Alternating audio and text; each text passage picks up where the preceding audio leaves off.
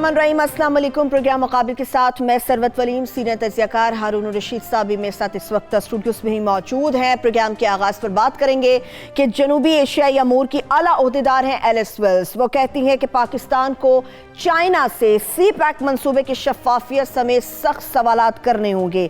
सी pack का जितना भी फ़ायदा होगा सिर्फ बीजिंग को हासिल होगा।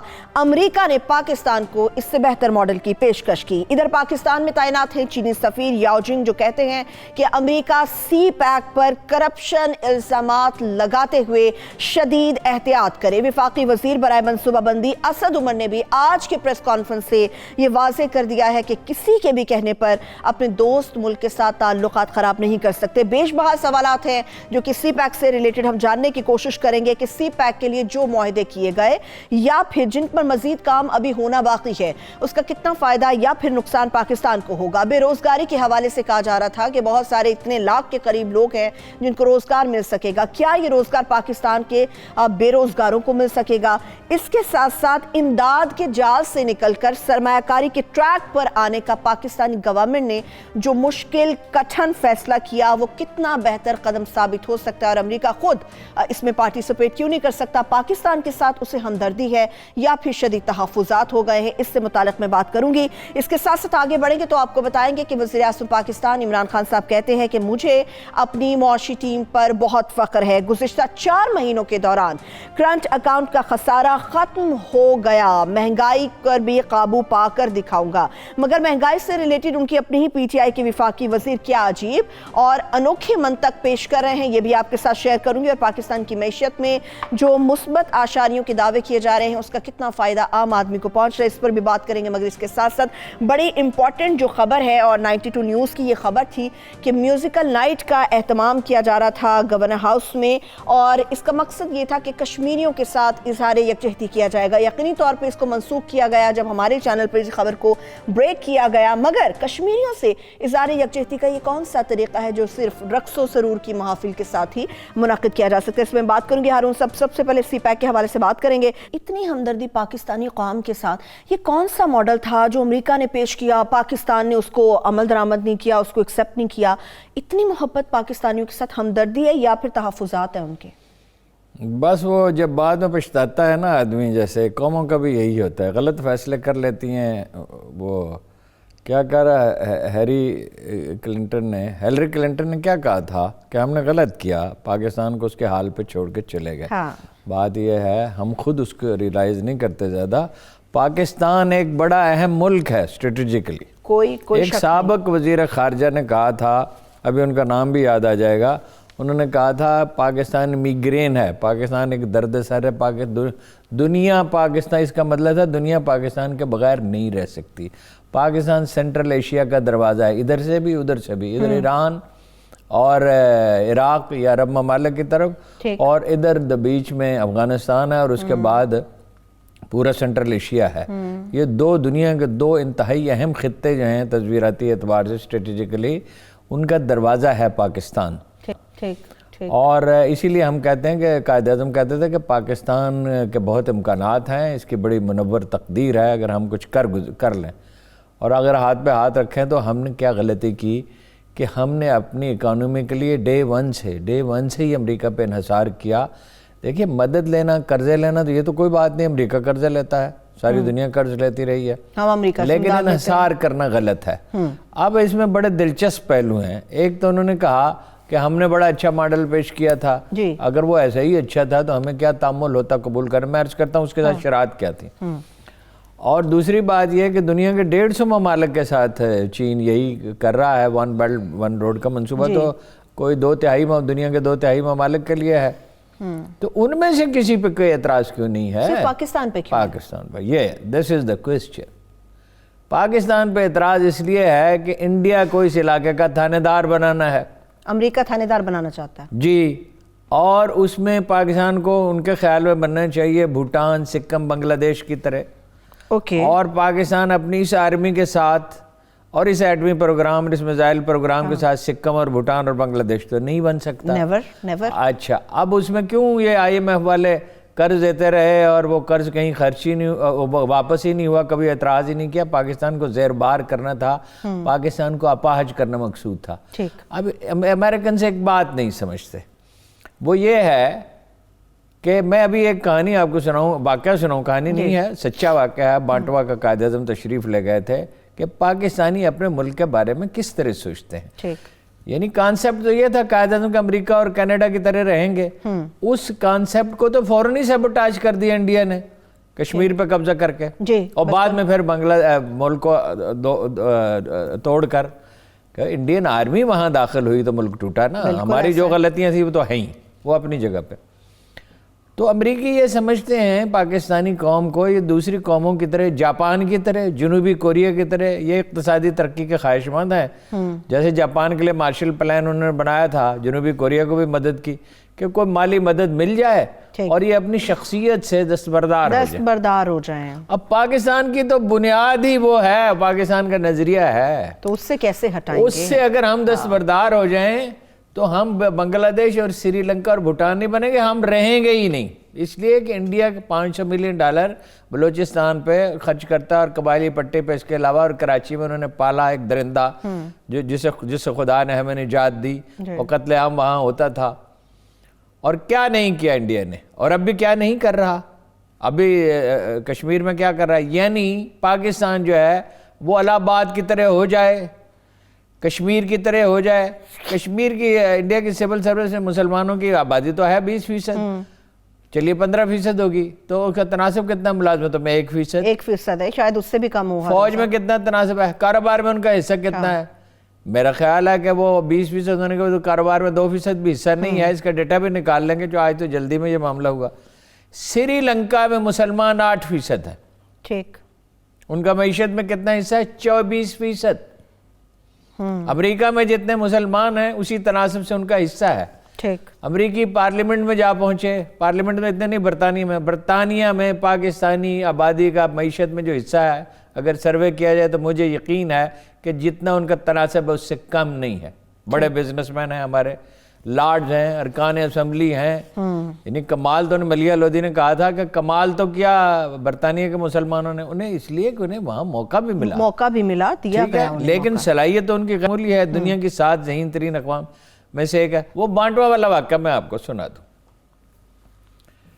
ایک بزرگ تھے ہمارے دوست ہیں نجیب صاحب, صنعت کار ہیں کراچی کے. ان کے بھائی ہیں مجیب جو چیمبر آف کامرس کے کراچی کے پریزیڈنٹ بھی رہے, جنہوں مشرف کے بڑے قریب تھے. ان کے پردادا تھے حسین قاسم دادا. ٹھیک, وہ بالکل ان کے ذہن میں وہی کانسیپٹ تھا. یہ بزنس مین تو آئے تھے قائد اعظم کے کہنے پہ, بیمن بھی اور ہمارے دوسرے بھائی بھی, بوہرا برادری کے بھی, اور بہت ساری کمیونٹیز تھیں, ہمارے چنیوٹ کے لوگ بھی جو ہیں ان کے بھی بڑے بزنس تھے وہاں پہ. تو یہ سارے بزنس مین کراچی آئے تھے قائد اعظم کے کہنے پہ, مگر قائد اعظم کے کانسیپٹ کے تحت اس وقت تو کسی کو اندازہ نہیں تھا صورتحال یہ ہوگی. تو بزنس ان کے آفس ممبئی میں بھی تھے, دلی میں بھی تھے, ٹھیک, اور شہروں میں بھی تھے. کلکتہ میں چنیوٹی میں تو کلکتہ میں کافی تھے. اب وہ ایک دن انہیں پتا چلا, بڑے میاں کو نابینا تھے, بانٹوا کو وہ بڑا تاریخی واقعہ میں سنانا چاہتا ہوں آپ کو. ان کی تصویر اگر دکھا دیں, میں نے ان کی تصویر منگوائی تھی, ٹیم دیکھ رہی ہے ابھی. اچھا, وہ جو انہیں ایک دن پتا چلا وہ کراچی تشریف لے آئے, دلی میں ان کا بزنس تھا اور بڑا بزنس تھا. اب ان کے پڑپوتوں کا بھی بڑا بزنس ہے کراچی میں, اور بڑے معقول ریزنیبل لوگ ہیں. قائد اعظم بانٹوا تشریف لے گئے 1946 کے الیکشن کے لیے چندہ جمع کرنے کے لیے. سب لوگوں کو جمع کیا, ذاتی طور پر گئے. اتنا سا قصبہ میں نقشے میں ڈھونڈتا رہا تو ملا نہیں, اتنا چھوٹا قصبہ ہے. تشریف لے گئے, کہا مجھے پیسے دو. دیکھیے کوئی گو نہیں ہوتی بڑے لیڈر کی. وہ انہوں نے کہا مجھے پیسے دو الیکشن کے لیے, تو پیسے دی انہوں نے, بہت بڑی بڑی رقوم دی. اچھا, بعض عطیات 50,000 روپے کے تھے, زبردست, 35 روپے کا تولہ ایک سونا تھا. ذرا حساب لگائیں, 50 کروڑ روپے سے زیادہ بنیں گے. اور وہ ایک بڑے میاں تھے, یہ قاسم دادا جو ہیں, حسین قاسم دادا, یہ نابینا تھے, ہو گئے تھے نابینا یا شروع سے, میرے خیال میں بعد میں ہو گئے. تو کہا قائد اعظم نے, کیا سب لوگ آ گئے؟ انہوں نے کہا نہیں, ایک صاحب نہیں آئے. اچھا, وہ اہم آدمی تھے ظاہر ہے, اس لیے ان کا ذکر کیا گیا. انہوں نے قائد اعظم نے کہا میں ان کے پاس چلتا ہوں. ان کے ہاں تشریف لے گئے اور کہا مجھے پیسے دو. پاکستان کے لیے الیکشن کے لیے. تو انہوں نے کہا کہ فلاں صاحب نے کتنے پیسے دیے؟ انہوں نے کہا 50,000 روپے. انہوں نے کہا پھر تو بہت آسان ہے, میں 25,000 روپے دیتا ہوں, میرا بزنس اس سے آدھا ہے. قائد اعظم نے اس کے ہاتھ پہ اپنا ہاتھ رکھا ان کے اور کہا کچھ اور. یہ تصویر بھی ساتھ ساتھ چل رہی ہے ہارون صاحب. کچھ اور. ان سے کہا کچھ اور. انہوں نے کہا اچھا 30,000 قائد اعظم. اچھا ٹھیک. انہوں نے کہا پھر ہاتھ رکھا ان کے ہاتھ پہ, کہا قائد اعظم نے کہا قاسم دادا کچھ اور. انہوں نے کہا اچھا 35,000. اس قدر اکرام تھا. انہیں ایک ٹیکس کا نوٹس ملا ایک دن دلی میں 3 لاکھ روپے. یو امیجن کوئی 30 کروڑ روپے بنیں گے اس وقت, کوئی ٹیکس جمع کرائیں. انہوں وہ جہاز پہ بیٹھے دلی تشریف لے گئے, کاروبار بند کرنے کا حکم دیا, اور وہ دلی کا گورنر بھاگا ہوا آیا. نہرو نے ٹیلی فون کیا, کیا ہو گیا قاسم دادا؟ انہوں نے کہا تم سمجھے ہی نہیں, تمہیں یہ بات سمجھ ہی نہیں آئی. یہ پاکستان میرا وطن نہیں ہے, صرف میرا دین اور ایمان ہے. ایمان ہے. دین اور ایمان کون بیچتا ہے؟ امریکی شرائط آپ پوچھے کیا. ہاں وہ ماڈل کی جو شرائط تھی وہ امریکی شرائط جو میں آپ سے عرض کر چکا ہوں یہ ہے کہ آپ چین کے خلاف امریکہ کی مدد کریں. چین کے خلاف جی دیکھیں خطرہ تو چین سے another 5 to 7 years, آپ میکسیمم 10 years چینی معیشت بڑی ہو جائے گی امریکہ سے. 1.5 ارب کی آبادی ہے وہاں, 30, 32, 35 کروڑ کی آبادی ہے. تو یہ معیشت اس سے بڑی ہو جائے گی. پھر وہ ہمارا ہمسایہ ہے, پھر وہ ہم پر اس نے کبھی کوئی شرط عائد نہیں کی. یہ تو دیکھیے امریکن لابی کے لوگ ہیں جو کہہ رہے ہیں کہ نقصان ہوگا. نقصان کیا ہوگا؟ اس کی چابی تو ہمارے ہاتھ میں ہے, اور دنیا کی سب سے بڑی بندرگاہ ڈیولپ ہوگی. کام تو ہم نے خود کرنا ہے. اگر سودے بازی میں کہیں کوئی نقص ہے معاملات میں تو ہماری کمزوری, ہم چینیوں نے ہم پہ مسلط تو کوئی چیز نہیں کی. اچھا میں ذرا اسد عمر صاحب کا کلپ دکھا دوں, ہارون صاحب مزید اس پہ بات کر لیتے ہیں. اسد عمر صاحب نے آج ایک واضح پریس کانفرنس کی جس میں واضح اور دو ٹوک قسم کا جواب بھی انہوں نے دے دیا ایلس ویلز کی جانب سے جو کہا گیا, وہ پہلے آپ سن لیجیے, واپس آ کے اس پہ تبصرہ کرتے ہیں. ایلس ویلز جو ہیں assistant secretary U S foreign office کی, تو انہوں نے ایک سی پیک کے بارے میں کچھ باتیں کی ہیں اور کچھ خدشات کا اظہار کیا ہے. تو ہم نے یہ ضروری سمجھا کہ ہمارا یعنی پاکستان کا جو موقف ہے وہ بھی ایک دفعہ پھر آن ریکارڈ لایا جائے. یہ سب سے پہلی بات تو انہوں نے یہ کی کہ یہ انویسٹمنٹ ہے اور یہ ایڈ نہیں ہے. یہ بالکل درست بات ہے. ہم یہ ایڈ کے دار و مدار سے ہم آگے نکلنا چاہتے ہیں, اور پاکستان میں پہلے بھی جو ایڈ آئی اس سے پاکستان کی ترقی میں کوئی مدد نہیں حاصل ہوئی. ہمیں اپنے پیروں پر کھڑا کرنا ہے. تو یہاں تک ان کی بات درست تھی. دوسرے انہوں نے یہ چیز کہی کہ اس کا فائدہ صرف چین کو ہوا اور پاکستان کو اس کو کوئی فائدہ نہیں ہوا. یہ درست نہیں ہے. اچھا یہ بات تو بالکل ہارون صاحب درست ہے کہ اب ہم انویسٹمنٹ کی طرف بڑھ رہے ہیں, نہ کہ ایڈ کی طرف. امداد جو تھی وہ امریکہ کی طرف سے ہم لیتے رہے ہیں اور اس امداد کا اتنا ہمیں کوئی فائدہ نہیں ہوا. تو آپ کو لگتا ہے واقعی سرمایہ کاری کے لیے جو کٹھن فیصلہ ہم لوگوں نے کیا ہے یہ کتنا دیر پا ہوگا, کتنا بینیفٹ دے گا پاکستان کو؟ صرف ایک ہی راستہ ہے, وہ راستہ ہے جو خان صاحب نہیں سمجھ رہے. لڑائی جھگڑے بند کریں, ملک میں استحکام ہو اور انویسٹمنٹ ہو. یہ ملک سے باہر پیسہ جا رہا ہے, اللہ یہ کہ باہر سے آئے. اب یہ چین کا پیسہ یہاں دیکھا, آپ دیکھ رہے ہیں نا چند ہفتے سے صورتحال بہتر ہو رہی ہے, کوئی معیشت کی بہتری کے امکانات پیدا ہوئے ہیں تو انویسٹمنٹ شروع ہو گئی ہے, اور چیزوں کی قیمتیں سٹیبل ہونے لگی ہیں, اور ڈالر سٹیبل ہو گیا, کہ نیچے آیا سٹیبل کیا ہو گیا, اور یہیں پہ سٹے کر جائے تو کوئی ہمیں اس کے بعد پرابلم نہیں ہے. انڈیا کا جو شرح نمو ہے وہ 2 سے 3% رہی 30-40 سال تک. وہ مر تو نہیں گئے. ابھی زرداری صاحب کے دور میں 2 سے 3% تھا, بھٹو صاحب کے دور میں 2 سے 3% تھی, بے نظیر کے دور میں اتنی تھی. تو کوئی قومیں اس سے مر نہیں جاتی ہیں. امکانات کے دروازے کھلے. انڈسٹریلائزیشن کے سوا کوئی راستہ نہیں ہے. ابھی نیکسٹ وہ کہہ رہے ہیں جدید معیشت کیا ہے؟ انڈسٹری. نیکسٹ فیز بھی یہی ہے, I T industry. I T بھی انڈسٹری کا حصہ ہے. تو یہی واحد راستہ. پھر یہ کہ چین تو یہ کہتا ہے کہ پاکستان ہمارے لیے اتنا اہم ہے جتنا امریکہ کے لیے اسرائیل ہے. ہم اس کے لیے آؤٹ آف دی وے جانے کے لیے تیار ہیں. 65 کی وار میں 71 میں دوسرے مواقع پہ, اب جب جنگ کا خطرہ تھا انہوں نے کہا جس چیز کی ضرورت ہے آپ لے لیں. ہمارا ان کا اعتماد کا رشتہ ہے. یہ امریکیوں کے ساتھ تو ہمارا امریکی تو سٹک اینڈ کیرٹ کی پالیسی ہے, ڈراتے ہیں, دھمکاتے ہیں, تنگ کرتے. ابھی کیا کہا تھا پچھلے سال کلنٹن نے پاکستان کے بارے میں, کیسی زبان استعمال کی تھی. تو دیکھیں تعلقات ٹرمپ کی بات کر رہے ہیں آپ, ساری ٹرمپ کی بات کر رہے ہیں. لیکن ہارون صاحب چائنا کے حوالے سے یہ بھی تو کہا جا رہا ہے کہ جتنی بڑی تعداد میں قرض لیا جا رہا ہے, چاہے وہ کمرشل بنیادوں پر لیا جا رہا ہے یا اس کی کوئی بھی ایک ریزن ہے اس کو لینے کی, تو وہ آنے والے وقت میں پاکستان اس کو چکا نہیں پائے گا, تو ڈیفینیٹلی نقصان اور جو پریشر ہوگا وہ چائنا کی طرف سے پاکستان کے اوپر زیادہ ہوگا. چاہے وہ دوست ہے, گیم چینجر ہے, لیکن ہم سرمایہ کاری کر رہے ہیں اور یہ ایک بزنس ہو رہا ہے. پہلی بات تو یہ ہے کہ چین کا معاملہ پاکستان کے ساتھ وہ نہیں ہے. دوسری بات یہ ہے کہ جو بھی غلطی اگر ہم کریں گے تو بھگتیں گے, مگر اندیشوں پہ فیصلے نہیں کیے جاتے کہ اندیشہ ایسا ہو جائے گا. اس کی بجائے قوم کو تلقین کریں, خود بھی بچت کی پالیسی اختیار کریں, روپیہ ضائع نہ کریں. پاکستان میں کتنا پیسہ آپ کے خیال میں ضائع ہوتا ہے سالانہ؟ 2000 ارب روپے. ٹھیک ایک تو یہ نا ٹیکس کلیکشن کم ہے, ایک اسٹیٹ انٹرپرائز میں 1100 ارب جاتا ہے, اور یہ بینک جو کلیکشن کرتے ہیں اپنا 0.3% نان ٹیکس پیئر سے, یہ ایف بی آر کو منتقل نہیں ہوتا. دکاندار جو وصول کرتے ہیں وہ نہیں ہوتا. پھر کتنے چپراسی, کتنے کلرک, کتنے ڈسپیچ رائڈر بے شمار رکھے ہوئے ہیں بلا ضرورت. سول سروس کا سائز بڑا ہے, پولیس کا سائز اس سے بڑا ہے. اگر صحیح ٹریننگ ہو تو سائز بتدریج کم ہونا چاہیے. جاب سرکاری میں ڈھونڈتے ہیں ہم, سرکاری محکموں میں جابز پرائیویٹ ہونی چاہیے. اگر پالیسی ٹھیک ہو جائے تو 10-15 سال میں, ایوب خان کے دور میں پاکستان نے اتنی تیزی سے ترقی کی تھی, پھر سٹیبل ہو گیا تھا ضیاء الحق کے دور میں, مشرف کے دور میں بھی. اگر سویلین ادارے طاقتور ہوں اور انڈسٹریلائزیشن ہو رہی ہو, ٹھیک ہے, اور فوج سویلین اداروں کو مضبوط کرنے میں مدد دے, اپنا پھیلاتی نہ چلے جائے, اپنا ذمہ داری بڑھاتی نہ چلی جائے, اس لیے کہ ہر ایک کی کیپیسٹی کی ایک آخری حد ہوتی ہے. صحیح, ٹھیک ہے. اور سیاستدان ایک دوسرے سے نہ لڑیں تو پاکستان کا تو مسئلہ ہی کوئی نہیں ہے. یہ تو وہ بات ہارون صاحب آپ کر رہے ہیں, ٹیکس کلیکشن ٹھیک ہو جائے یہ تو آپ آئیڈیل سچویشن بتا رہے ہیں کہ سیاستدان آپس میں نہ لڑیں, ایسا تو ممکن نہیں ہے. ہارون صاحب ایک بریک سے واپس آ کے بات کر لیتی ہوں میں.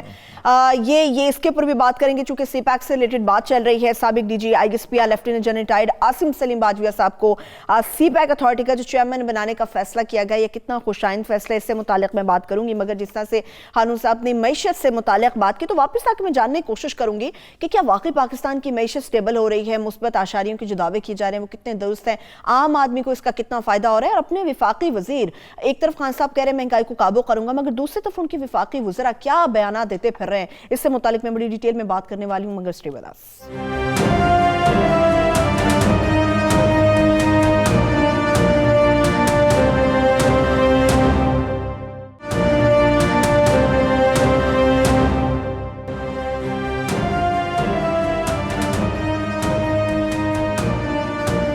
ویلکم بیک جی. سی پیک سے ریلیٹڈ بات چل رہی تھی, تو عاصم سلیم باجوہ صاحب کو ہارون صاحب فیصلہ کیا گیا کہ سی پیک اتھارٹی کا چیئرمین بنایا جائے گا. کیا سمجھتے, کتنا خوش آئند ہے؟ اگر ریپو کی بات کی جائے, عاصم سلیم باجوہ صاحب کا ایک نام ہے, ایک ریپوٹیشن ہے ان کا کام کا ایک طریقہ کار ہے, مگر آپ اس اپوائنٹمنٹ کو کس طرح سے دیکھتے ہیں؟ 4 چیفز آف آرمی سٹاف کا اعتماد انہیں حاصل رہا ہے, جنرل مشرف کا, جنرل کیانی کا, جنرل راحیل شریف کا, اور جنرل باجوہ صاحب کا. بے شک اس میں کوئی شک نہیں ہے. جنرل مشرف کی کتاب انہوں نے لکھی, بلوچستان میں ان کی پرفارمنس اچھی رہی, بہت اعلیٰ تھی. فوج سی پیک کی ضامن ہے, یہ چین کا مطالبہ تھا اور صحیح تھا کہ وہ فوج اس میں شامل ہو. سیکورٹی کے ایشوز ہیں اور چیزیں ہیں, اس لیے آپ نے دیکھا کہ پچھلے برس جب غلط فہمیاں پیدا کرنے کی کوشش کی گئی تو جنرل باجوہ صاحب وہاں تشریف لے گئے اور مسئلہ حل ہو گیا تھا. اب ایران بھی گیا, ہماری فارن پالیسی میں دخل دینا پڑتا ہے, اس لیے کہ علی امین گنڈا پور جیسے لائق وزیر ہیں ہمارے, وہ تو خیر ان کا فارن پالیسی سے تعلق نہیں, اور وہ آپ کو پتہ ہے کس طرح کے بیانات. اور ابھی ہمارے وزیر خزانے نے کہہ دیا 17 روپے کلو ٹماٹر ہیں, اور آپ کو پتہ ہی ہے مارکیٹ میں ویسے ٹماٹر نہیں ملتا. یہ ایک اچھا فیصلہ ہے. اور ابھی تو میری ان سے بات ہوئی, ابھی تو وہ کہتے ہیں کہ بھائی جب تک فیصلہ نہیں ہوتا اس وقت تک کیا کہا جا سکتا. ٹھیک ہے, ایک محتاط آدمی ہو جائے گی, ایک تقرری ہوگی ان کی. محنتی ہیں کافی, بہت محنتی آدمی, آرگنائزڈ امیجینیٹو بھی ہیں. جو بلوچستان میں باڑ لگائی ہے اس کی ادھر بھی لگ رہی تھی, پختونخوا میں بھی, اس سے رفتار بہت تیز تھی. خندق تو پہلے کھودی جا چکی تھی, اس میں بڑا کام کیا, اور آپ نے دیکھا ہے کہ کافی پرامن رہا. بریک تھرو تو ہوا تھا جنرل جنجوع کے زمانے میں, مگر اس کا فالو اپ جنرل عمر ریاض نے بھی بہت اچھا کیا, اور انہوں نے بھی اچھا کیا. تو یہ ایک اچھا فیصلہ ہے، اور یہ اوورسی کرے گی ساری چیزوں کو، تو قوم کا اعتماد بھی بڑھے گا. جب آرمی دیکھ رہی ہوگی اس کو، آرمی کا ایک آدمی سول اور ملٹری میں ایک پیج پہ بھی رہیں گے، ان میں کوہیژن بھی رہے گا، رابطہ بھی رہے گا. تو ایک اچھا فیصلہ ہے اگر وہ اپنے سٹاف کا صحیح انتخاب کرتے ہیں، کیونکہ اس میں تو سٹاف کا انتخاب انہی کو کرنا ہے، فوج میں یہ نہیں ہوتا. اس میں انہی کو انتخاب کرنا ہے. انہوں نے بہت سے لوگوں کے ساتھ کام کیا ہے، جن لوگوں کی پرفارمنس اچھی رہی ہے. دیکھ اس طرح کے منصوبوں کے لیے کیا چیز چاہیے ہوتی ہے؟ دیوانہ وار کام کرنا، سب کچھ بھول کے. جنرل فاروق ہوتے تھے ایک بلوچستان میں، ٹھیک ہے، تو چمالانگ کے کوئلے کی کہانی تھی $75 بلین کی. ٹھیک. کوئی 150 سال سے اس کا تنازع چلاتا تھا لونی اور مری قبائل میں. انہوں نے 2 برس اس پر ریاضت کی اور وہ لوگوں میں تقسیم کر دیا، لونی اور مری قبائل میں تقسیم کر دیا. اور اس سے علیحدگی پسندوں کی کمر ٹوٹ گئی. ان کے لیڈر تھے خیر بخش مری. انہوں نے کہا مجھے اس نے تباہ کر دیا، ختم کر دیا. لوگ خوشحال ہوئے، ایک 20-25 ہزار کا شہر بس گیا، وہاں پانی بھی نکل آیا. اور یہ دیکھیے 75 بلین، اور اس میں کوئی 10-12 ہزار بچے پڑھ رہے ہیں. بہت سارے رائلٹی ان کو، لوگوں کو پیسے لوگوں کو ملے، بلوچستان حکومت کو ملے. حکومت پاکستان نے صرف 5% رکھا، وہ بھی بچوں کی پڑھائی پہ خرچ کر دیا. تو جب اس طرح کے کوئی لوگ جمع ہو جائیں کسی جگہ پہ، تو وہ کوئی بھی کارنامہ انجام دے سکتے ہیں، کچھ بھی کر سکتے ہیں. دیوانہ وار کام کرنے والے لوگ جمع ہوں. اور یہ جو سوال اٹھ رہا ہے کہ پیسہ ضائع نہ ہو جائے، سری لنکا میں یہ ہو چکا ہے، اور سری لنکا کو اس کو بہت تاوان ادا کرنا پڑا. لیکن پاکستان سری لنکا نہیں ہے، پاکستان میں ساتھ ہو رہا ہے سب کچھ. اور اس میں دیکھیے نیب نے تحقیقات کی، شریف خاندان پہ الزامات تھے بہت سارے، اور بہت سی الزامات کے شکوک و شبہات تھے. کوئی چیز نکلی تو نہیں اس میں سے. یہ ضروری تو نہیں ہوتا کہ ایک آدمی نے ایک معاملے میں غلطی کی تو وہ دوسرے میں بھی کرے گا. گجرات یونیورسٹی بن رہی تھی، تو وہاں ایک افسر سے میں نے پوچھا، جن کی بڑی غیر معمولی ریپوٹیشن تھی، شیخ صاحب، پورا نام نہیں یاد آ رہا، بھائی آپ کو کیوں لگا دیا؟ اچھا. تو انہوں نے کہا بھائی کام بھی تو کروانا ہوتا ہے، کئی دفعہ اچھے ایماندار افسر ڈھونڈے جاتے ہیں. تو جو آدمی ایک معاملے میں غلطی کرتا ہے، ضروری نہیں دوسرے میں. کوئی شریف خاندان کی کرپشن کا ثبوت اس میں نہیں ملا ہے. اب مصیبت یہ ہے کہ ہم اتنے منقسم ہیں اور اتنی پولرائزیشن ہے کہ ہر چیز کو شک کی نظر سے دیکھنے میں کوئی حرج نہیں، شک کی نظر سے، مگر کوئی ثبوت ہو تو کوئی بات کرے نا. رہ گئی بارگیننگ، تو بارگیننگ تو 2 آدمی کرتے ہیں. ہر آدمی جو ہوش مند آدمی ہے وہ اچھی بارگیننگ کرتا ہے. اور جہاں آپ مروب ہو، ہمارے ہاں ایک مروبیت تو پائی جاتی ہے. بس چین کے ساتھ معاملہ ایسا نہیں ہے، یعنی کہ کانفیڈنٹ رہے گا. باقی اس میں ڈیبیٹ ہونی چاہیے، ڈیبیٹ ہونی چاہیے جی. وہ اپنے پتے سامنے رکھیں اور بتائیں. اور وہ شریک کیوں نہیں ہو سکتے؟ امریکی اس میں شریک ہو جائیں نا. دیکھیے ایرانیوں کو، چینیوں نے کہا ایرانیوں کو شامل کر لیں. یہ دنیا کی سب سے بڑی پورٹ ہوگی الٹیمیٹلی. کیلیفورنیا سب سے بڑی ہے، اس سے دگنی بڑی ہوگی، ڈیپ سی پورٹ ہوگی. وہ چاہ باہر کی ڈیپ سی پورٹ. ایران کا مطلب یہ ہے یورپ کا راستہ بھی کھل گیا، سینٹرل ایشیا کا راستہ بھی کھل گیا، وہاں انفراسٹرکچر موجود ہے. دیکھیے افغانستان کا تو ابھی کہا نہیں جا سکتا کب تک سٹیبل ہوگا، لیکن ایران کا راستہ کھلا ہے یورپ کے لیے بھی، اور امریکہ، یورپ سے ترکی، ترکی سے یونان، یونان سے آگے سارا یورپ. پاکستان اب انشاءاللہ تعالی مزید مضبوط ہوگا. جو پاکستان کو پہنچ بنانے کا امریکہ کا ایک پلان تھا، وہ بالکل فلاپ ہمیں نظر آ رہا ہے. اور انڈیا کا پلان یہ ہے کہ اسے ختم کیا جائے.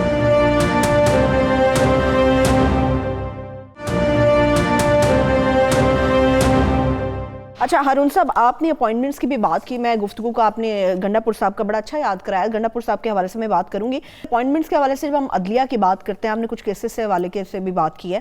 عدلیہ میں جو نئی اپوائنٹمنٹ ہونے جا رہی ہے، نئے چیف جسٹس آ رہے ہیں، کھوسا صاحب کے بعد اب گلزار احمد صاحب آ رہے ہیں. ان کی ریپوٹیشن، ان کے شولڈرز پہ کتنے بڑے بڑے ایسے کیسز موجود ہیں جو ہم کہہ سکیں کہ بھئی اب جو نئے آ رہے ہیں وہ بھی ہمیں بہت سارے ایسے چیف جسٹس جو ایک روایت چلتی آ رہی ہے دبنگ طریقے کی والی، وہ نظر آئی. دیکھیے اب یاد نہیں جناب ابوبکر کا واقعہ ہے یا جناب فاروق اعظم کا، جو وہ دنیا سے گئے تو ان کے جانشین نے کہا کہ آپ بڑا بوجھ چھوڑ گیا کندھوں پہ، بڑی ذمہ داری چھوڑ گیا، اب بڑا مشکل ہوگا اس طرح معاملات کو چلانا.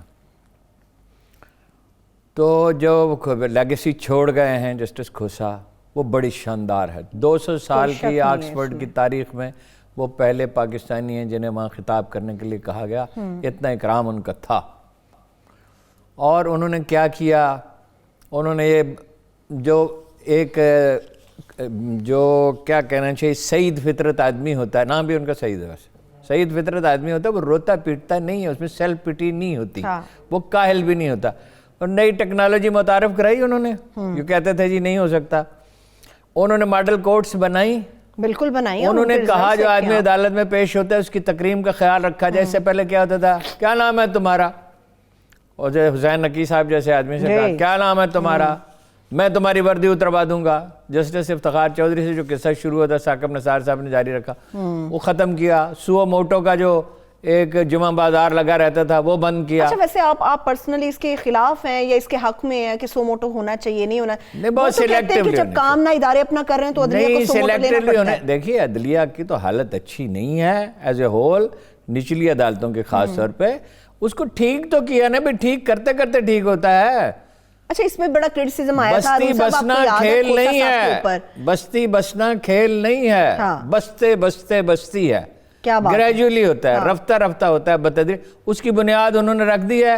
ججوں کی تعداد کم ہے, ججوں کی تعداد بڑھائیں. پاکستانی جج ویسے دیکھیے اعتراض اپنی جگہ, اعتراضات جو ہیں تقرری پہ, سسٹم پہ, باقی ججوں, دنیا کے باقی ججوں سے 2-3 گنا زیادہ کام کرتے ہیں. اب مسئلہ ہے وکلاء کا, اہلکاروں کا, تفتیش کا, وہ حکومت کو کرنا ہے. ایک تو وکلاء کی قیادت کو احساس ہونا چاہیے کہ ان کی وجہ سے ملک میں نظام عدل ٹھیک نہیں ہو رہا. دوسری بات, اس میں اچھے لوگ بھی ہیں, کوئی اصلاحی تحریک اس میں ہونی چاہیے. تفتیش کا نظام ٹھیک نہیں, وہ حکومت نے کرنا, اس کا کیا کریں. اچھا جھوٹے گواہوں کے خلاف انہوں نے کارروائی کی اور یہ کہا کہ آئندہ سے جو پولیس والے سے ملوث ہوں گے ان کے خلاف بھی کارروائی کر. اسی کو چیزیں رفتہ رفتہ ٹھیک ہوتی ہیں. اسی کو پروسیس کو جاری رکھا جائے تو بتدریجی عدالتی نظام ٹھیک ہو سکتا ہے. اچھا لیکن ہارون صاحب کہا جاتا ہے کھوسا صاحب نے, جو ثاقب نثار صاحب نے ایک روایت ڈالی تھی سو موٹو, ہر بات پہ سو موٹو. افتخار چودھری صاحب کا تھا سو موٹو, وہ بھی بہت لیتے تھے. ثاقب نثار صاحب آئے, وہ بھی سو موٹو بہت لیتے تھے. کھوسا صاحب کے اینڈ پہ یہ بات آتی کہ کھوسا صاحب نے اس چیز کو بالکل ختم کر دیا تھا. اب لیکن بالکل تو نہیں کرنا چاہیے, لیکن ایک دفعہ بند لگانا ضروری ہوتا ہے جب معاملہ, یہاں دیکھیں وہ تالی بجوانے کے لیے کرتے تھے. یہ جو ہاسپٹل تھا لاہور میں پرائیویٹ بن رہا, شہباز شریف کے بہترین فیصلوں میں سے ایک تھا, ڈاکٹر سعید اختر کے ساتھ کیا کیا انہوں نے. جی بالکل, وہ جو ٹیلنٹ باہر سے ہے اس کا سیلاب آ سکتا تھا, اس کا راستہ ہی روک دیا, سارے ڈاکٹر بھاگ گئے. اور اس میں پھر پنجاب حکومت نے بھی کمال کر دکھایا کہ بھئی اس کو لے لیا. بھئی دنیا کی عظیم یونیورسٹیاں اور عظیم ادارے ہمیشہ حکومتیں نہیں بناتی, کچھ ادارے حکومتیں بنا سکتی ہیں, کچھ نہیں بنا. اوورسیز پاکستانیز ہی آخر اس ملک کا سب سے بڑا ایسٹ ثابت ہوں گے. اوورسیز پاکستان, انہیں ان کا کوئی پلاننگ پی ٹی آئی کی حکومت نے نہیں کی ہے. اوورسیز پاکستانیز دیکھیے چین کو کس نے معاشی دلدل سے نکالا, اوورسیز چائنیز نے. بالکل, انہوں نے کہا 4 سال کے لیے ٹیکس کی رعایت چاہیے, 4 سال کے لیے. ڈنگ سیاؤپنگ نے کہا 5 سال کے لیے. اپنی قوم کو سمجھایا کہ یہ جو معاشی اس کے تحت ہم کمیونزم کا بسر کر رہے ہیں, اس میں تبدیلیوں کی ضرورت ہے, اور اس کو ایک بڑا اعتدال کا نظام بنا دیا. دنیا کی تاریخ میں 2 ایسے کام ہیں جو صرف چینیوں نے کیے. ایک تو یہ کہ اس تیزی رفتاری سے غربت کبھی ختم ہی نہیں ہوئی, صرف 2.5 کروڑ آدمی رہ گئے, اور وہ کچھ نہ کچھ لوگ ہوتے ہی ہیں, اور اس میں 4 طرح کے لوگ. ایک جو بالکل ان پڑھ ہیں, ایک جو بوڑھے ہیں, ایک جو دور دراز کے دشوار گزار مقامات پہ ہیں, اور ایک جن کا تعلق اقلیتوں سے. اقلیتوں کے معاملے میں تو انہیں اپنی پالیسی ٹھیک کرنی چاہیے. اور دوسرا یہ ہے کہ تاریخ میں پہلی بار ہوا کہ سرکاری نگرانی میں پرائیویٹ کاروبار ہوا, یعنی وہ سرکاری بھی ہے پرائیویٹ بھی ہے, نگرانی حکومت کرتی ہے. اگر کام ٹھیک ہو تو انہیں بونس ملتا ہے, کام ٹھیک نہ ہو تو بعض پرس ہوتی ہے, سزائیں سخت ہیں. نتیجہ یہ ہے کہ تیز رفتار, ایسی تاریخ میں ایسی تیز رفتار ترقی کبھی نہیں ہوئی. ہمیں بھی دیکھنا چاہیے کہ ہمیں کیا ماڈل سوٹ کرتا ہے. اوورسیز پاکستانیز کی انویسٹمنٹ جب تک نہیں ہوگی, اس کے لیے سازگار لڑائی جھگڑے میں نہیں ہوگا. یہ جو ایک دوسرے پہ الزام تراشی ہے, گالی گلوچ ہے, یہ جب تک بند نہیں ہوگی, یعنی اختلافات تو ہمیشہ رہیں گے, اختلاف تو نہیں انسانوں میں ختم ہو سکتا, مگر اس کا کوئی سلیقہ بھی تو ہوتا ہے نا. خان صاحب کہتے ہیں, آپ نے بھی یہ بات کی, بریک سے پہلے آپ نے یہ بات کی کہ معیشت مستحکم ہو رہی ہے. کن بنیادوں پہ بہتر ہو رہی, چل گئے, کن بنیادوں پر بہتر ہو رہی ہے؟ مہنگائی ہے وہ قابو میں نہیں آ رہی. مجھے نہیں لینا دینا اس بات سے ہارون صاحب کے تجارتی خسارہ کتنا ہے, افراط زر کتنا ہے, مجھے ان فینسی ورڈ سے کچھ نہیں لینا. مجھے پتا ہے میرے گھر میں دوپہر کو کھانا نہیں بنتا, مجھے پتا ہے جی شام کے وقت مجھے یہ چیز چاہیے تو نہیں ملتی. پچھلے سالوں کا ورثہ ہے نا جی, اس میں ان کا اپنا 1 سال 14 مہینے میں شامل ہے جس میں صحیح فیصلے نہیں کیے. اب جو درست فیصلے کیے تھے اس کے نتائج آ رہے ہیں. کون سے درست فیصلے ہارون صاحب, کون سے درست فیصلے؟ درآمدات کم کی, تجارتی خسارہ کم ہوا, ڈالر کی قیمت مستحکم ہو رہی ہے. اس کے نتائج بعد میں آتے ہیں. اوہو, اس کے نتائج دنوں میں نہیں آتے, ہفتوں میں نہیں آتے. کسی ملک چھوڑ دیں ہارون صاحب, چھوڑ دیں.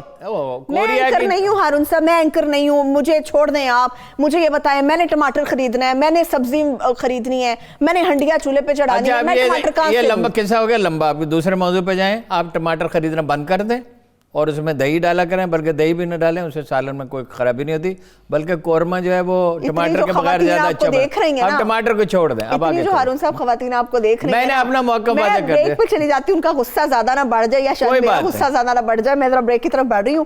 بریک سے واپس آئیں گے. جو ہارون صاحب کہہ رہے ہیں نا کہ یہ چیزیں آپ چھوڑ دیں, یا خان صاحب کہہ رہے ہیں کہ مہنگائی کو میں قابو کر کے دکھاؤں گا, ان کی اپنی وزراء کیا باتیں کرتے ہیں. اس میں ایک پنجاب حکومت نے بڑا بہترین فیصلہ کیا, وہ فیصلہ بھی بہترین فیصلہ بھی ایک چھوٹی سی بریک سے واپس آ کے آپ کے ساتھ شیئر کریں گے. اسٹے ود اس.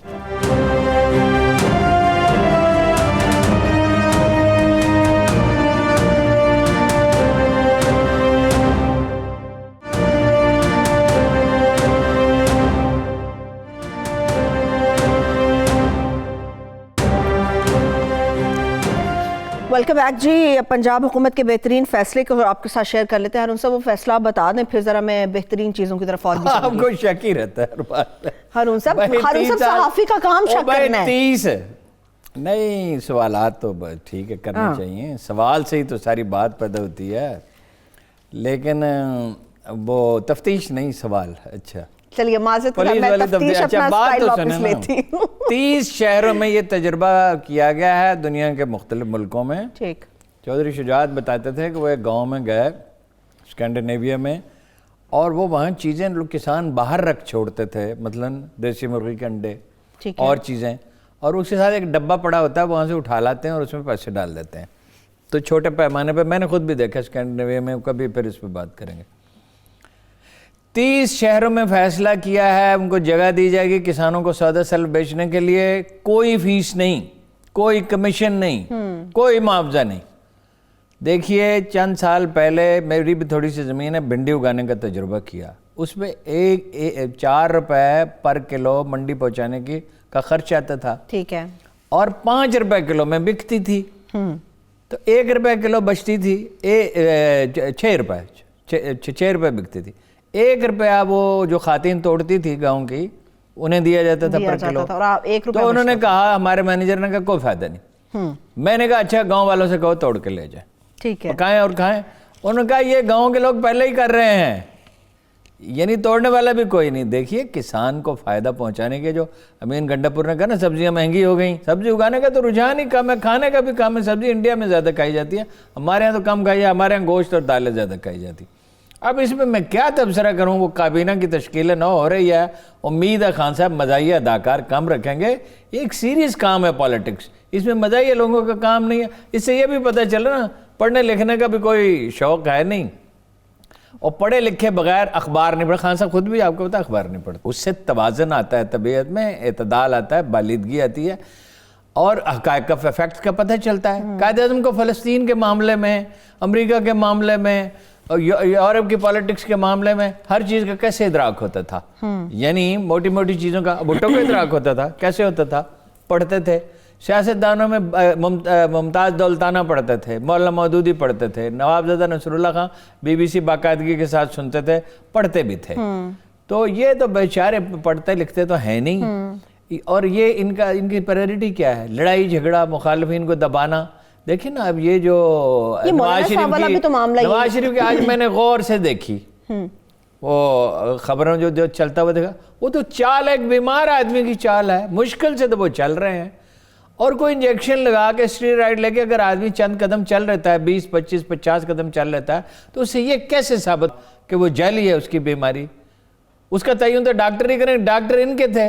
یہ توجہ ہٹانے کے لیے اصل چیزوں سے قسم کی لوگ پوچھتے ہیں بھئی ہمارے مسئلے نہیں حل ہوئے. جیسے ابھی آپ نے کہا مہنگائی بہت ہے.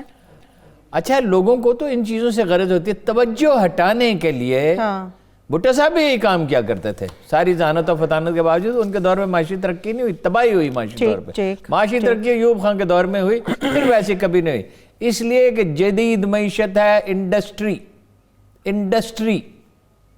جس طرح رسول اکرم صلی اللہ علیہ وسلم فرماتے تھے کہ اسلحہ ہے نشانہ لگانے والی چیز, نشانہ ہے اصل چیز, وہ چاہے تیر تھا چاہے میزائل ہے. انڈسٹری, جدید تعلیم, جدید انڈسٹری, اپنے زمانے کے تقاضوں کا ادراک. وہ تو کبھی وہ کہتے ہیں بڑھائیں برآمدات, کیا بڑھائیں, کیا بیچیں, بیچنے کے لیے کیا کدو بیچیں گے, انور اٹول آم کتنا بیچ لیں گے. 3 کروڑ پودے ہیں, 1 کروڑ پودے ہیں زیتون کے پاکستان میں جنگلی, جن کو پیوند کرنے کی ضرورت ہے. ہم اتنی گندم اگا سکتے ہیں, ہماری ایوریج ہے 20 من, ہم 40-50 من کیا 60 من کی اوسط سے اگا سکتے ہیں کہنے کو. اور آپ کو پتا ہے پاکستانی گندم دنیا کی سب سے اچھی گندم, اس میں 16% پروٹین ہے, دنیا میں 10-12% سے زیادہ نہیں ہوتی. یہ آپ 7-8 ہزار روپے من بیچ سکتے ہیں جاپان میں, چین میں, پورے یورپ میں, مڈل ایسٹ میں.